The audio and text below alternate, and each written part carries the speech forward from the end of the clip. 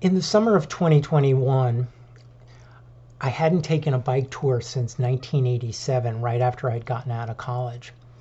But I decided what I needed was a 4-day ride out to Lancaster, Pennsylvania, starting in Philadelphia. I went via the Schuylkill River Trail and then branched off from there. After that, I realized I didn't really like any on-road riding. The cars, the trucks, falling into the shoulder, etc. So the next year I decided I would ride the SRT all the way to the end from Philadelphia to Allentown. Unfortunately, the trail ended at Pottstown. I didn't know that, and I ended up turning back, making it an 80-mile, almost a century ride. I thought I would regroup, maybe do another ride in September or October, but time just got away. Then this summer rolled around, and I realized that Philadelphia presents a problem for cyclists who really don't like to drive, but like to bike far away from cars on rail trails. And the problem is it's often treacherous riding to the starting point. However, a train, either Amtrak or a commuter line, can often drop a cyclist very near the starting point. I wanted to go spur of the moment as well. Amtrak requires an advance reservation for a full-size bike, plus a $20 fee. So it seemed that the answer was a folding bike that can go as luggage, that can handle a full load of touring gear, but not break the bank. There is a channel on YouTube called iBike Unfolded, run by a gentleman who goes by the name of Brian. And he had made a number of really excellent videos about the Zizzo Forte bike, including improvements that he wanted on the bike, and on the 2023 model, Zizzo actually responded and made those improvements. I decided to give the bike a try and do a 9-day ride of the CNO Canal Trail and the Great Allegheny Passage, which goes from Washington, D.C. to Pittsburgh, Pennsylvania. What ended up happening was I only rode the CNO and decided to leave the Gap Trail for another time. The Chesapeake and Ohio Trail stretches 184 miles from Washington, D.C. to Cumberland, Maryland, and there it connects with the Great Allegheny Passage Trail, and then continues on for 150 more miles to Pittsburgh. The trail gets used for hiking, biking, horseback riding, high school cross-country running, jogging, dog walking, and people even fish from the canal. No motor vehicles are allowed, and e-bikes are fairly infrequent and usually from local riders, because recharging along the trail is just not possible. There are no electrical outlets. There are no outlets at campsites. As I said, I had originally planned to ride all the way to Pittsburgh. The original plan was to regroup and resupply in Cumberland, but I really realized I had bit off more than I could chew, so I decided to save the Gap for another time. My pace was about 40 miles a day. The CNO has a fair amount of variety. It goes from fairly populated to remote through wooded areas, and each has its own character. The tree cover generally keeps things much cooler, which in 89 degrees weather was very welcome. It runs by the Potomac, and then sometimes we'll be down by the water and then put a large overgrown buffer between you and the river. Sometimes you're near railroads and roads that you can hear. Other times it's only the sounds of the forest. The remains of the canal vary as well. You'll encounter these and more: barely detectable furrows, ponds with heavy algae, clear ponds, or some having beautiful water plants. It's the same with the locks. Some are very much in evidence, including the lock houses where the lock keepers stayed and operated the locks when needed. Sometimes not. Often you can see the Potomac, and really I allowed myself to go slowly and enjoy the luxury of stopping often to capture photos. The trail bed varies a lot as well. Most of it is what I would call silty gravel. Down by the Potomac, it was sometimes concrete slabs that had been poured. Far from the public use areas, the trail was definitely rougher with more ruts, mud, and roots. Nothing horrible, but after hours of riding on something like that, it definitely starts to wear on you. Closer to picnic grounds and boat launches, the trail was considerably better. Trail maintenance was generally okay. It looked like they had mowed fairly recently, and there weren't too many fallen branches across the trail. Some sections had vines that one had to avoid, so that you might not potentially be hit across the face by poison ivy. And special thanks to Paul, and I hope I'm pronouncing his last name correctly, Suchecki on YouTube for pointing this out. I rode mostly what they call old school, just in regular clothes, shorts and a merino wool shirt. It was really too hot to want to wear padded shorts, except on the last day when I woke up and it was 53 degrees. That day I actually wore some racing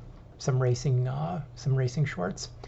I also used some cheap Harbinger, that's a brand name, weightlifting gloves to soften the bumps and protect my hands in case of a fall. It's really terrible to fall on your hands and rip them up. A lot of the people rode without helmets, but for me that just feels wrong. I wore my helmet the whole way. I also brought a rear view mirror, which I always use when I bike, and it came in handy seeing people who wanted to get by me because I was kind of the slowpoke around on the trail. Around mile 55 by the Paw Paw Tunnel, there is an improvised road and trail over the mountain because the tunnel is closed due to work they've been doing on it for apparently quite some time. Approach from either side, this 1.5 mile stretch is steep, and pushing your bike up it is a serious cardio and body workout, even if taken slowly.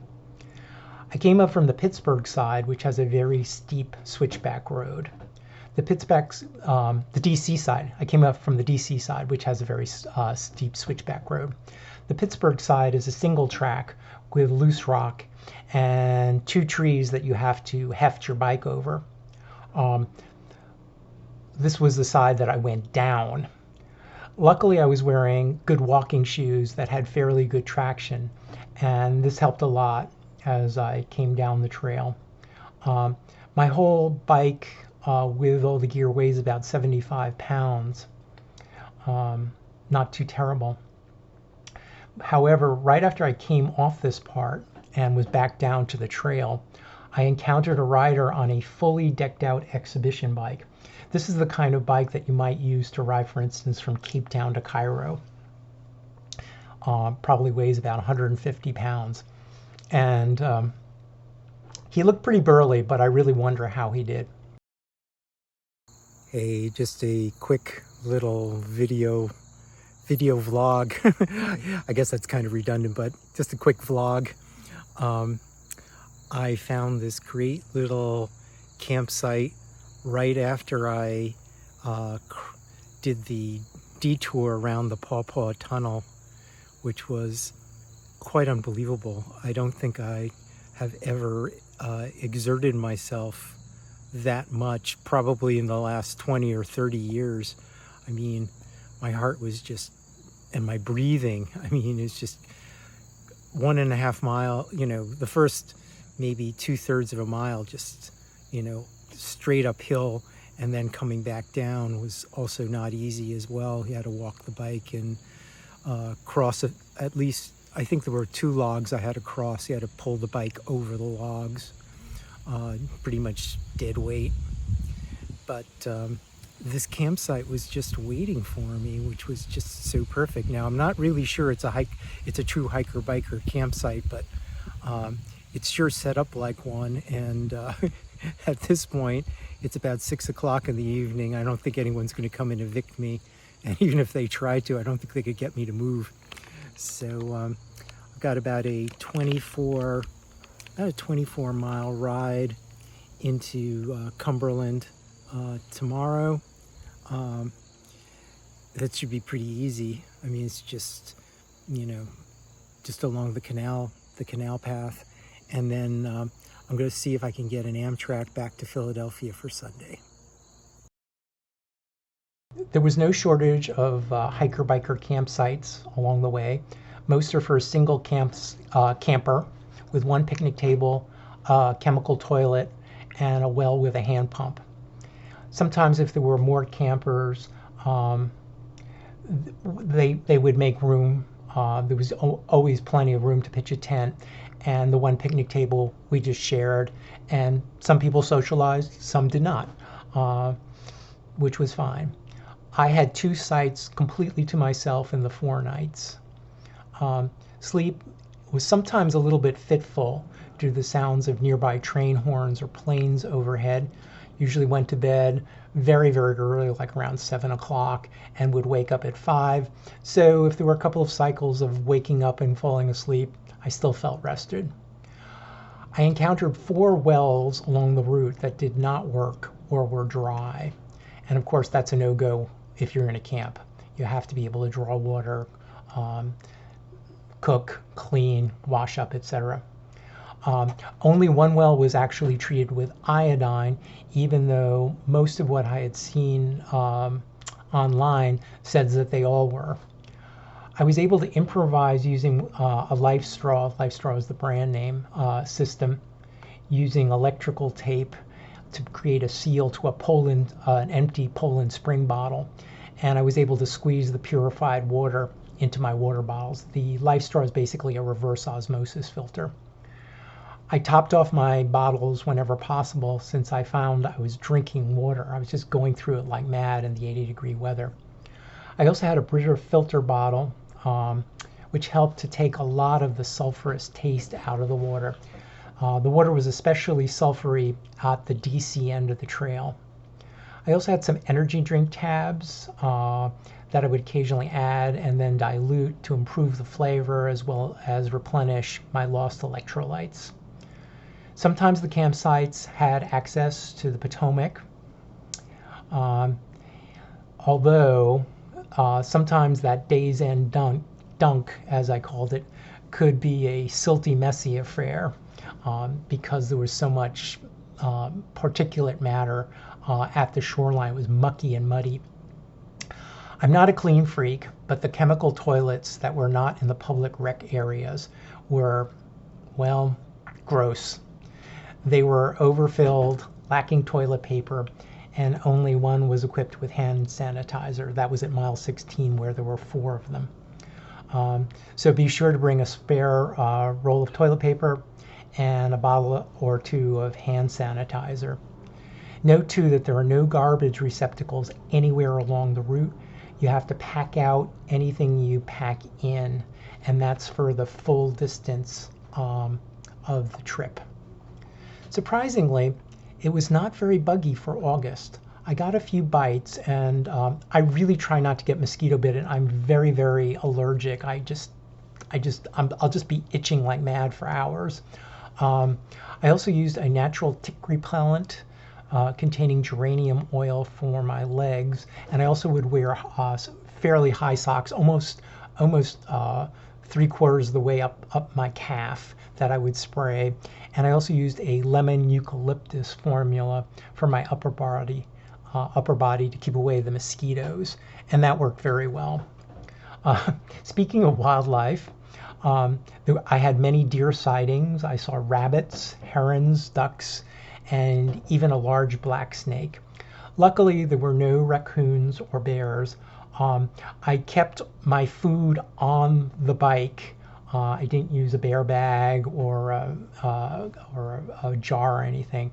I figured if a bear wants my food and destroys my bike, okay, as long as he's not after me. I did stick to the trail. I didn't go off looking for things like restaurants or stores off trail. I did buy some snacks in Hancock, which I polished off very quickly, as well as a fresh spare tube. I had 2 patched tubes with me, and I wanted what I call a virgin a virgin tube. There's a bike shop called C&O, which is really, really nice, and it's right off the trail. Would I do this again? Absolutely. Overall, it was a great experience, and it was really the kind of reset that I needed to kind of pull me out of myself and kind of get perspective. I often reflected on what it must have been like in the 1840s for those navigating the canal, what life might have been like for them.